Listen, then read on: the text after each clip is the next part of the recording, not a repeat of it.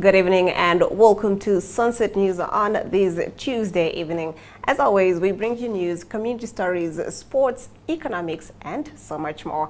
I am Glenora Shipura. Starting us off in the news tonight, bulk municipal services for the Windhoek District Hospital are expected to be fully completed by April 2026, with access roads, stormwater systems, and bulk water works due for completion this month, while the external electricity supply is scheduled to be finalized by the 10th of April. The update was confirmed by Ministry of Health and Social Services Public Relations Officer Walters Kamaya on behalf of the Directorate of Health Technology and Infrastructure Management. The due date for work completion was initially the 22nd of December 2025.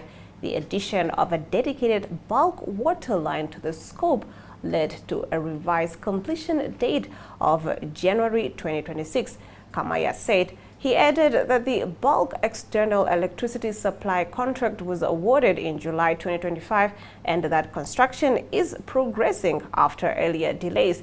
There were a few delays on the contract, however, the work is back on schedule, Kamaya said. The clarification comes amid public debate over the pace of progress on the 500-bed Windhoek District Hospital project in Havana constituency, following earlier government announcements that phase 1 of construction had commenced. Government has committed more than $42 million to this initial phase, with funding allocated for bulk civil works and on-site electrical services. The overall project cost of the Windhoek District Hospital has since been revised to $3.2 billion. Once completed, the district hospital is expected to relieve sustained pressure on Katutura Intermediate and Windhoek Central hospitals, which currently serve a growing Commerce region population of nearly 500,000. The project, approved by Cabinet in May 2023, follows nearly a decade of delays linked to land allocation and the provision of bulk services at the Havana site, with construction having commenced in May 2025. In our next story, Minister of Education Saned Steenkamp said Rukwanga Vision School dominated the NSSCO Ordinary Level Top Performance list, placing 5 learners among the top 20, including 2 in the top 2 sports. Presenting the 2025 NSSCO Ordinary and AS levels results this morning, Steenkamp said learners achieving a C or better in at least 3 subjects increased from 29.5% in 2024 to 36% this year. Candidates attaining at least 20 points in 5 subjects rose from 53.7% to 60.2%. while those meeting the revised benchmark of 25 points improved from 34.6% to 40.3%. She said the gains point to stronger academic performance and progression outcomes. During her keynote address, she shared that Cambridge has confirmed that the ministry, through the Directorate of National Examinations and Assessment, fully complied with all required standards and quality assurance measures. She said the accrediting body validated the credibility of the results and will jointly issue branded certificates benchmarked against the Cambridge IGCSE and International AS level standards, reaffirming international recognition. Our achievement was 29.5%. Ladies and gentlemen, for 2025 achievement, we stand at 36%.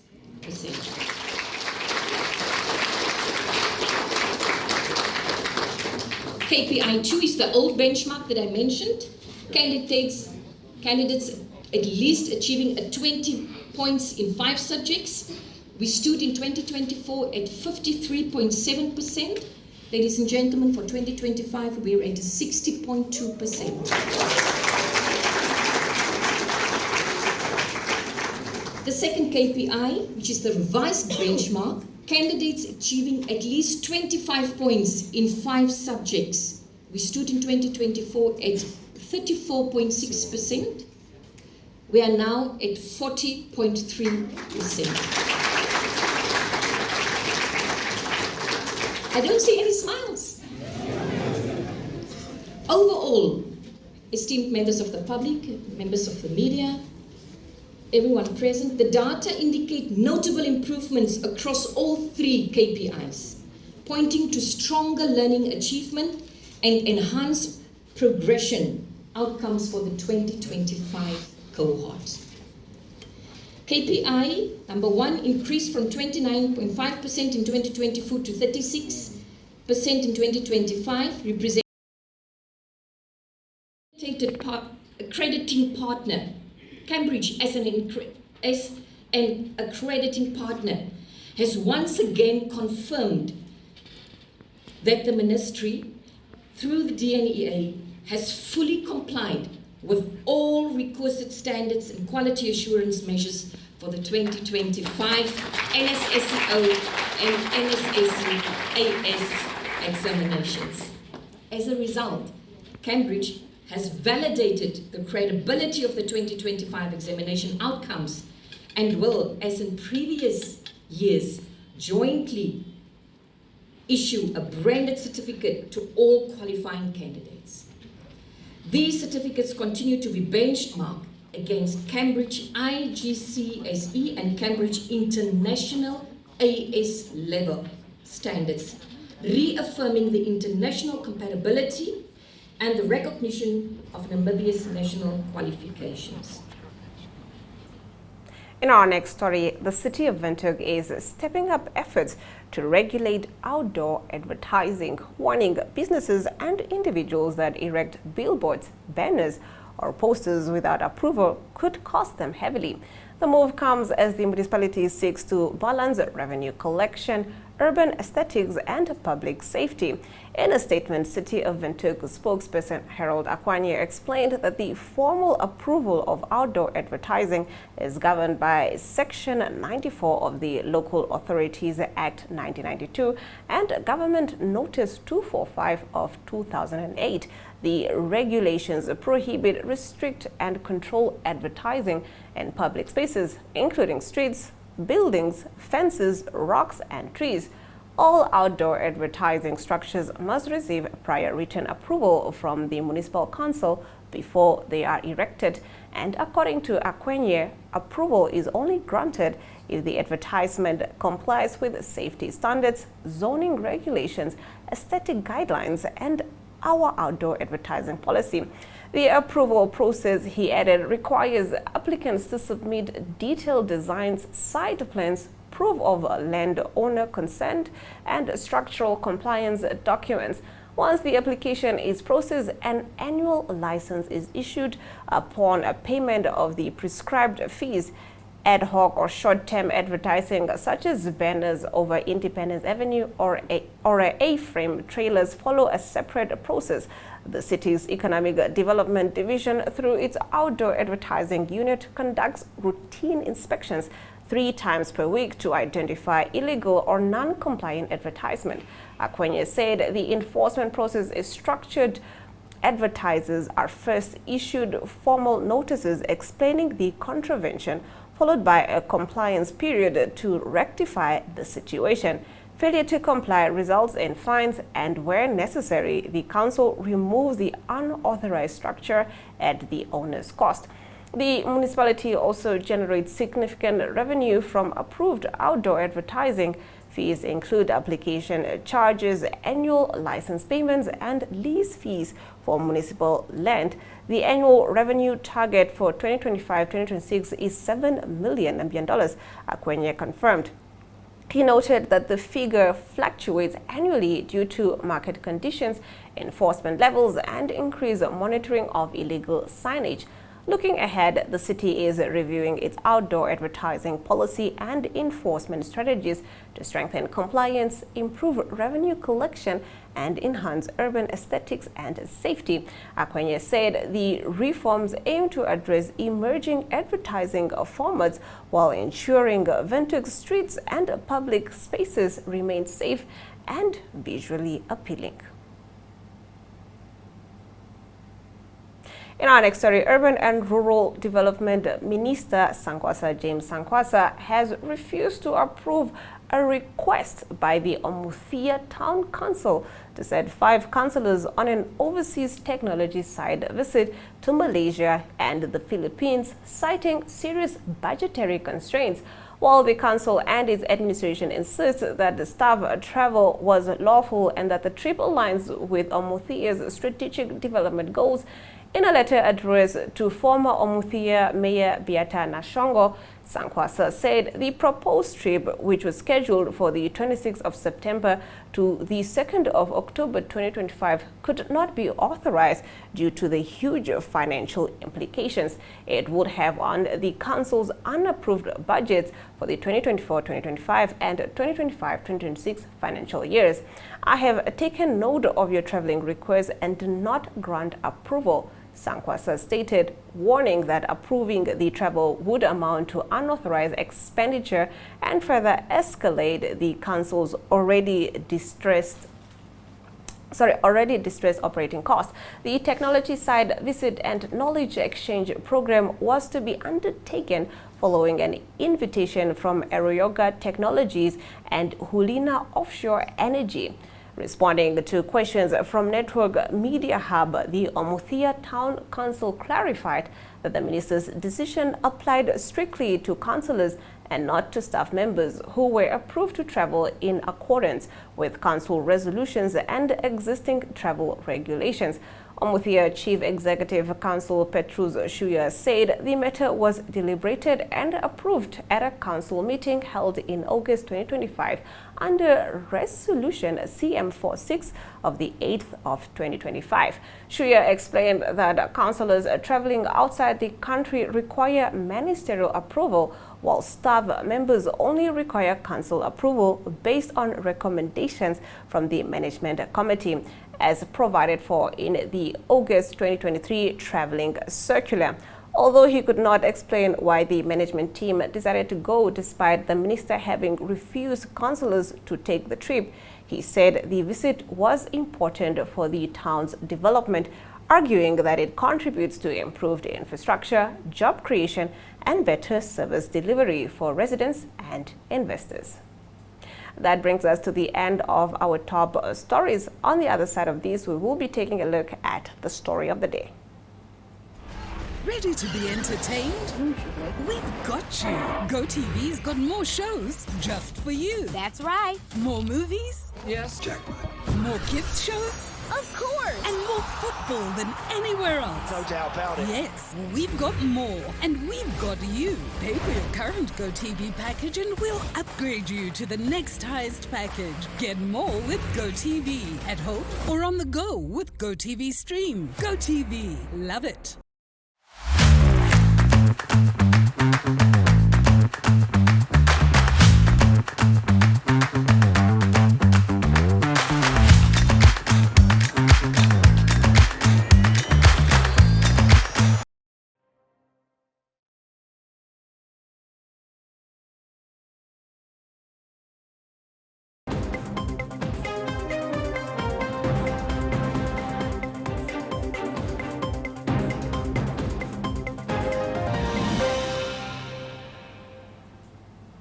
Getting into our story of the day, despite assurances from the Electoral Commission of Namibia that all payments to electoral officers have been completed, dissatisfaction is growing among officials who worked during the November 2025 local government and regional council elections.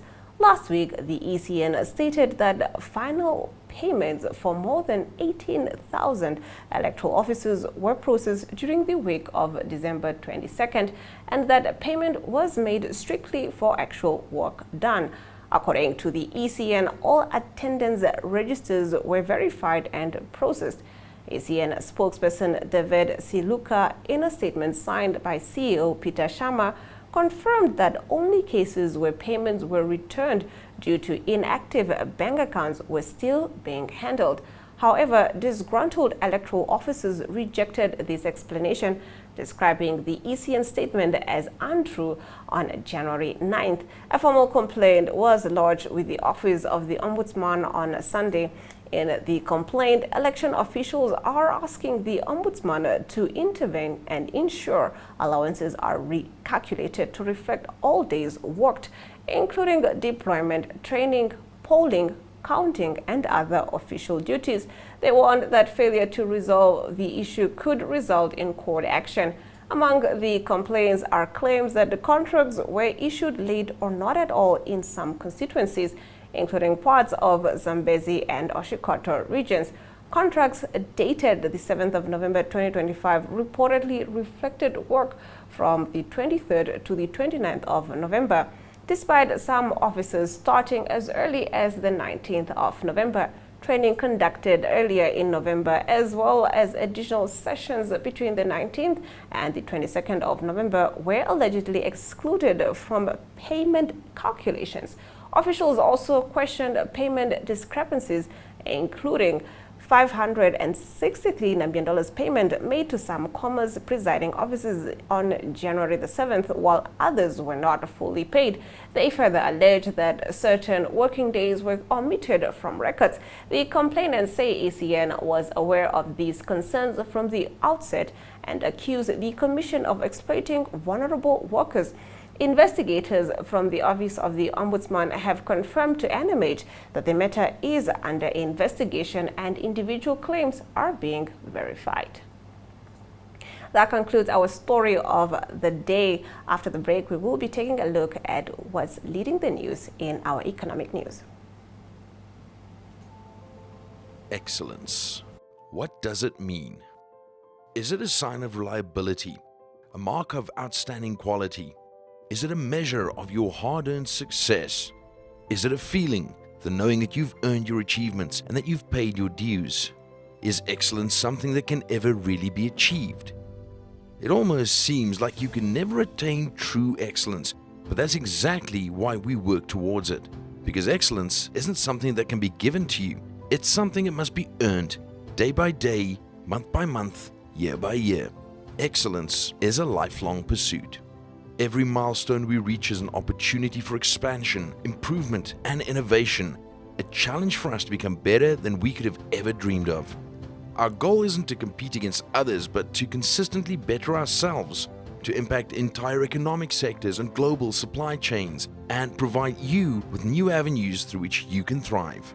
It's about building a level of success that is shared by all. At Agra, excellence is our obsession. An obsession to outwork and outperform not our competitors, but ourselves.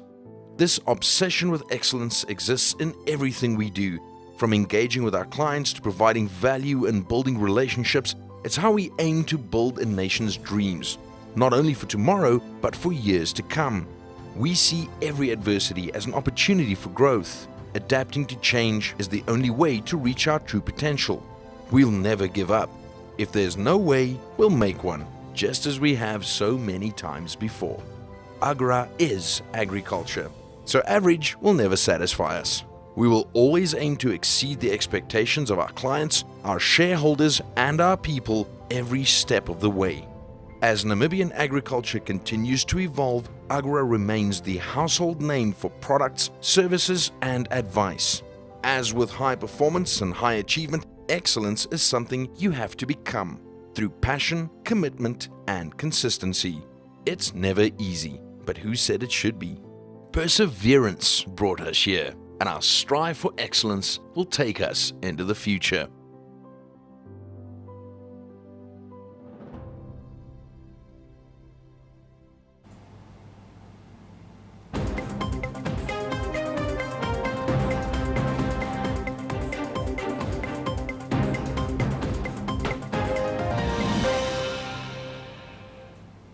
Starting us off in economic news, Agriculture, Fisheries, Water and Land Reform Minister Inge Dlamwani revealed that the performance-based scorecard system that could see underperforming fishing right holders exit the industry is at an advanced stage of implementation. Dlamwani, speaking at the recent fishing address in Luderitz, said she believes that this objective, transparent system will help the ministry evaluate the performance of players in the industry. It will also assist us when we begin assessing new right holders in 2026 and 2027. We will be able to use the scorecard performance measurements and say you have been a right holder for 10 years. How have you performed? The scoring will not even be done by the ministry. It will be done by you. You will score yourself from 1 to 10 based on the given criteria. If your completed score falls below a certain threshold, then the minister must decide what happens next, she said. Nadamwani noted that one of the problems is that the industry is already saturated. She added that after 10 years as a right holder, if one cannot show their performance score on a 1 to 10 scale, competition will be tough. The minister further said the ministry needs to strengthen bycatch regulations. Bycatch management is part of our mission to reduce the capture of fish by operators not licensed for certain species. We have introduced new bycatch regulations that will require the surrender of any catch exceeding the allowed threshold to the government. No longer will these excess go towards profit. We will evaluate, and any overcatch above the threshold will be confiscated, she said. 4 months ago, the Confederation of Namibian Fishing Associations called on the government to re-examine its 2% bycatch stipulation and to move with the same urgency in addressing illegal fishing and fishing in restricted zones. The association's chairperson, Mati Amukwa, made the remarks at the launch of the National Fish Consumption Day in Walvis Bay.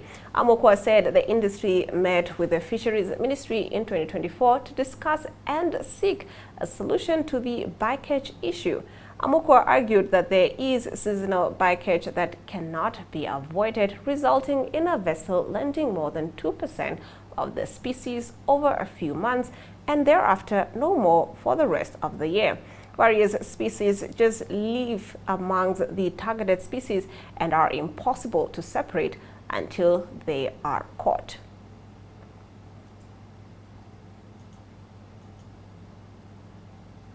In our next story, National Petroleum Corporation of Namibia Interim Managing Director Maureen Mwende has highlighted the critical role of the state-owned company's fuel retail operations, describing the reported 2023 cabinet decision directing NAMCO to exit the sector as one that, in her view, did not fully reflect the performance and strategic importance of its stations.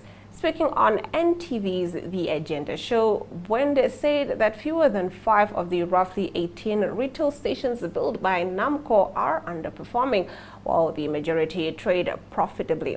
She added that retail operations are vital for fuel access in rural and underserved communities, preventing shortages and mitigating transport costs, which are a major driver of inflation.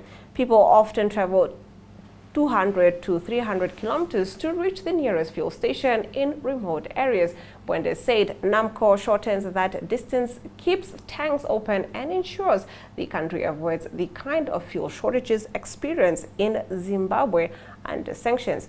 Mwende's assessment aligns with reporting by Namibian Sun in October 2023, which noted that cabinet was divided over NAMCO's role in retail. Some ministers argued that companies should focus on upstream oil activities, while others highlighted the strategic and commercial benefits of maintaining a full value chain presence while retail remains the main focus. Mwende underscored the critical government support in stabilizing NAMCO.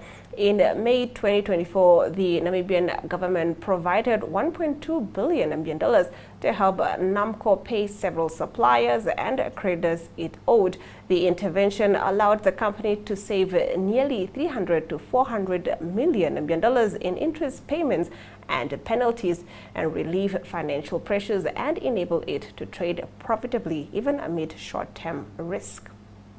That concludes our economic news. Let's swing over to the financial indicators.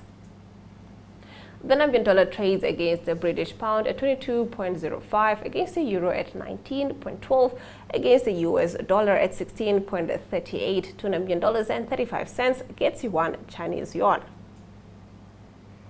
On the commodities market, Brent crude oil went up at 2.06%, going for $65.81 per barrel.